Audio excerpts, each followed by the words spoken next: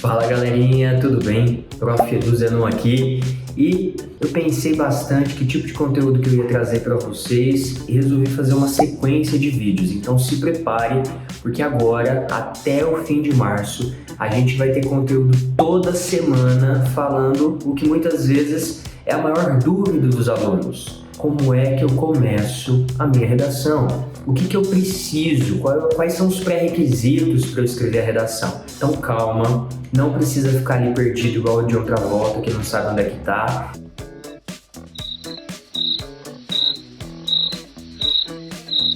A gente vai ter um conteúdo massa e vamos ver algumas dicas importantíssimas nesse primeiro vídeo do que você precisa para fazer aquela redação nota máxima. Bora lá? Vamos lá de vinheta, galera!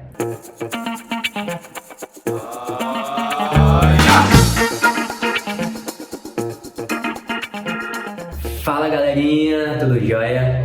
Vamos pensar então em alguns pontos nessa sequência de vídeos que vai vir aí toda terça-feira sobre alguns aspectos sem os quais o texto ele não vai progredir, a gente não vai conseguir montar uma boa redação e você vai ver que é muito mais fácil do que parece. Então no vídeo de hoje eu vou trazer para a gente pensar um pouquinho sobre como é que eu começo uma redação, que aspectos que eu não posso deixar de considerar na hora de escrever o texto, certo? E aí eu vou começar falando de um ponto muito importante. Você sabe a diferença de uma linguagem pessoal e uma linguagem impessoal? Oi? Bom, calma, que não é tão difícil assim. Primeira coisa que a gente tem que pensar é que na maior parte das vezes a gente tem opinião sobre muitos fatores. Você tem opiniões políticas, você tem crenças religiosas, você torce para um determinado time de futebol, acha melhor um time do que outro, você às vezes não gosta de futebol e prefere vôlei ou basquete ou natação, ou talvez você não curta esporte. Se você resolver sair de casa, você pode preferir sair com uma camiseta escura ou com uma camiseta clara, pode ser que você curta mais estampa, pode ser que você seja mais clássico, e aqui eu estou falando de gostos, de opiniões pessoais, certo? Com a linguagem é a mesma coisa. Quando a gente tem as nossas opiniões... Nossa, eu acho essa parede branca mais bonita do que aquela parede amarela. Isso é gosto, isso é preferência, isso é vontade, isso é desejo, isso tem a ver com tantos fatores subjetivos que a dissertação, se ela fosse considerar essas opiniões pessoais, ia ser muito difícil corrigir o texto. Então, qual é uma das características básicas da dissertação? A chamada linguagem impessoal. Isso significa que aquilo sobre o que eu estou escrevendo e o posicionamento que eu vou trazer no meu texto, eles não têm a ver com as minhas experiências individuais unicamente. Eles precisam de ser comprovados, eles precisam de ser embasados. E aí, para que eu dê mais autoridade para aquilo que eu estou escrevendo e para que o meu corretor perceba que a mobilização dos meus argumentos e das minhas ideias, ela tem respaldo, não importa se é na ciência, se é na história, se é na filosofia, eu preciso de me preocupar com a forma como eu escrevo. Vamos lá! Você manda mensagem no WhatsApp se preocupando com a escrita de todas as palavras e a acentuação e a pontuação? Provavelmente não. Aliás, provavelmente se for mais de 2, 3 linhas a gente grava um áudio porque dá preguiça de escrever, não é verdade? A gente vai fazer um post no Twitter. O Twitter ele tem mais uma pegada de a gente criticar, encher o saco, falar o que está sentindo, etc, etc, não é verdade? Às vezes no Facebook a gente compartilha textos de outras pessoas. No Instagram é o Story. Então, galera, na hora de escrever a dissertação, é quase como se a gente estivesse num espaço diferente. Não vai ficar muito legal, não vai fazer muito sentido se eu botar um terno e chegar lá no meio da praia. As pessoas vão achar que eu tô com algum problema.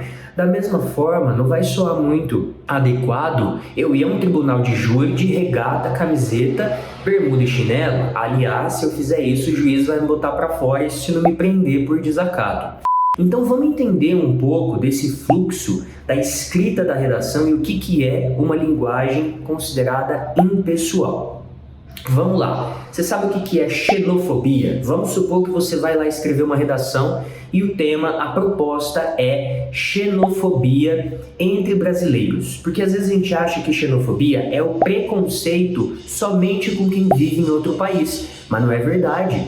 A gente sabe que no Brasil, muitas vezes, existe preconceito entre os próprios brasileiros, pessoas que estão no mesmo país. Então, pera lá, antes de mais nada, poxa, será que eu já vi algum brasileiro ou alguma brasileira sofrendo preconceito no meu próprio país? A gente sabe que isso acontece muitas vezes pela forma como as pessoas falam, não é verdade? Então, por exemplo... Ah, esse professor Eduardo aí tem um sotaque muito caipira. Ele deve viver lá no interior de Minas Gerais. Mas, primeiro, não tem problema algum, pelo contrário, o Brasil é um país rico, independente de onde a gente veio e onde a gente viva, tá tudo bem. Mas a gente sabe, ao mesmo tempo, que existem pessoas que questionam, que criticam, que contestam, que ridicularizam as pessoas, muitas vezes pela região onde elas moram, pela forma como elas falam, né? E aí, esse preconceito ele vai se desencadear em vários outros, pela cor e tantos outros aspectos. Quando a gente está falando de um preconceito, de um desmerecimento de brasileiros entre brasileiros por conta da região, então porque São Paulo é uma região mais rica, normalmente existe um preconceito, um estigma em relação a quem vive no Nordeste, por exemplo, nós estamos dizendo que isso é uma xenofobia. Então, xenofobia entre brasileiros e suas raízes. Então vamos pensar que o tema é esse, a xenofobia entre brasileiros e suas raízes. Tudo bem? Ok, a primeira coisa que a gente pode imaginar é, bom, o que eu acho sobre isso? Quais são as minhas opiniões sobre a xenofobia? E aí, de repente, eu reflito algo mais ou menos assim, poxa, na minha opinião, o preconceito aí entre brasileiros, ele vai ocorrer por conta de vários fatores, como os níveis sociais e o histórico de cada região, né? Bom, você viu que eu comecei com a expressão na minha opinião, o preconceito entre brasileiros ocorre por conta dos diferentes níveis sociais? Sabe como é que a gente torna essa frase, que por enquanto é uma opinião pessoal, com uma linguagem pessoal, numa linguagem impessoal? Risca na minha opinião. Quer saber? Vamos lá, vou repetir. Na minha opinião, o preconceito entre brasileiros ocorre por conta dos diferentes níveis sociais e do histórico de cada região. Linguagem pessoal, porque eu estou colocando o eu nessa frase. Olha como eu estou dizendo a mesma coisa, tirando a pessoalidade da linguagem. Vamos lá. O preconceito entre brasileiros ocorre por conta dos diferentes níveis sociais e do histórico de cada região. É simples, é muito mais fácil do que parece. Agora eu tenho uma tese, agora o meu texto ele tem uma orientação. Isso significa que, a partir desse momento, eu vou escrever uma redação sobre a xenofobia entre brasileiros e eu estou definindo duas principais raízes para esse preconceito. Eu quero dizer que o preconceito entre brasileiros está relacionado por conta dos diferentes níveis sociais, classe social, e também ele está ligado ao histórico de cada região. Claro que depois eu vou desenvolver essa ideia, porque, por exemplo, quando a gente para pensar que pessoas que têm maior poder econômico, que têm uma maior qualidade de vida, que têm um maior nível de instrução, elas costumam conviver entre si e costumam até mesmo rejeitar, desmerecer pessoas que tiveram um menor nível de instrução, a gente está falando de um preconceito que existe entre brasileiros, né? E especialmente isso está ligado ao histórico regional. Tanto é que no estado de São Paulo, por exemplo, ou a região sudeste, ela tende ou muitas vezes desmerece, destrata, desrespeita pessoas que vivem no norte e nordeste. Já houve até grupos de redes sociais que quiseram, por exemplo, separar uma região da outra para que essa região separada pudesse ser soberana, certo? A gente vai falar de argumentação em outros vídeos, fique tranquilo, mas o foco aqui é a gente entender que quando você usa eu acho, eu penso, na minha opinião, eu acredito que, você está usando uma linguagem pessoal e isso não vai ser muito bem avaliado na dissertação. Existem exceções, como tudo nessa vida, mas aqui a gente está fazendo alguns vídeos para trazer alguns tópicos bem introdutórios sobre a redação. Sabe o que a gente tem então, retomando, depois que eu tirei na minha opinião? A tese. A tese é o comando central do seu texto e isso também é um pré-requisito da redação, certo? Qual que é uma dica importantíssima que eu dou aqui para vocês para você construir a tese da sua redação? Se o tema já for uma pergunta, responda essa pergunta e você vai ter uma tese. Lembre-se de tirar o eu acho e na minha opinião, hein? Se o tema não for uma pergunta, torne o tema uma pergunta. Vamos continuar com esse da xenofobia? A gente poderia tornar esse tema a seguinte pergunta: quais são as raízes da xenofobia entre os brasileiros? E eu posso colocar como tese que a xenofobia entre brasileiros ocorre principalmente pelas diferenças socioeconômicas entre as regiões. Pronto, defini uma tese, tirei, não coloquei na minha opinião, eu acredito que, eu acho que, e, portanto, eu tenho o centro da minha redação, o comando central do meu texto.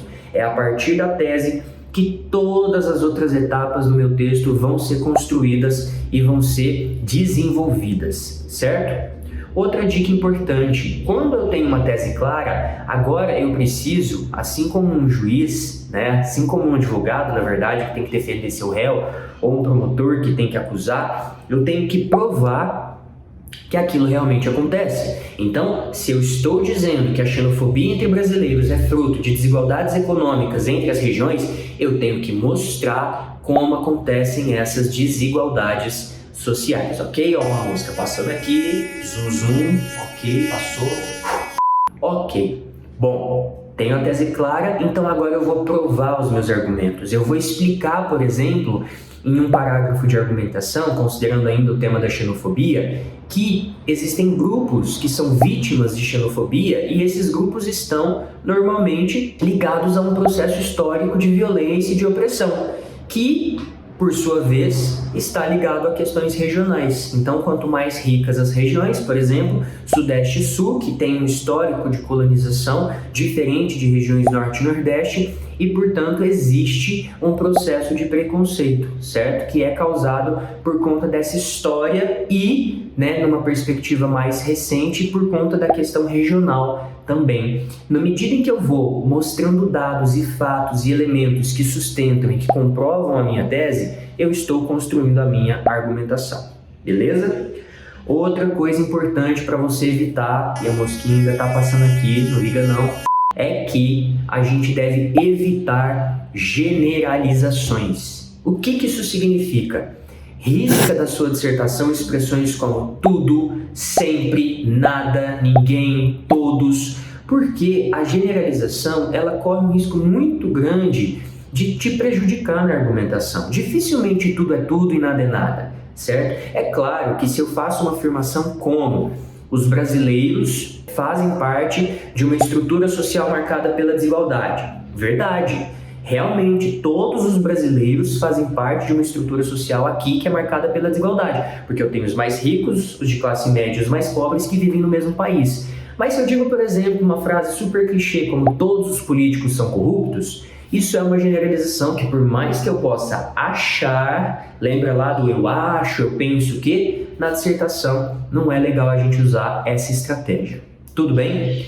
Beleza, e para a gente fechar o texto, a conclusão é a finalização das minhas ideias, a conclusão é o fechamento do meu raciocínio, certo? Então, conclusão não é a parte da redação em que eu vou trazer ideia nova, não é o momento do meu texto em que eu vou trazer conteúdo novo, certo? Então, o que você vai fazer é retomar as ideias que você apresentou e finalizar o seu raciocínio. Esse conteúdo a gente vai trazer em outros vídeos de forma mais detalhada, mas já vou dar uma indicação aqui. Se você quiser, dá uma olhada num review, numa leitura, num react que a gente fez de redações da FUVEST. Tem um vídeo que eu fiz de uma redação da FUVEST 2020, lendo o texto e comentando, e tem outro vídeo sensacional que a professora Cris Miura e a Gisele fizeram também lendo uma redação da FUVEST. Então a gente está cheio de conteúdo aqui no YouTube, vasculha aí, dá uma olhada nesse conteúdo. Nessas próximas semanas a gente vai ter conteúdos introdutórios da redação para você deixar de ser o John Travolta perdidão lá, né, no processo de escrita. E para que você entenda que é uma construção. Temos um ano inteiro pela frente, muita coisa para acontecer. Se você tiver curtido esse conteúdo, compartilhe com a galera, curta a página, se inscreva que a gente sempre vai trazer conteúdos muito legais. Então é isso, um beijo e até o próximo vídeo. Tchau, tchau!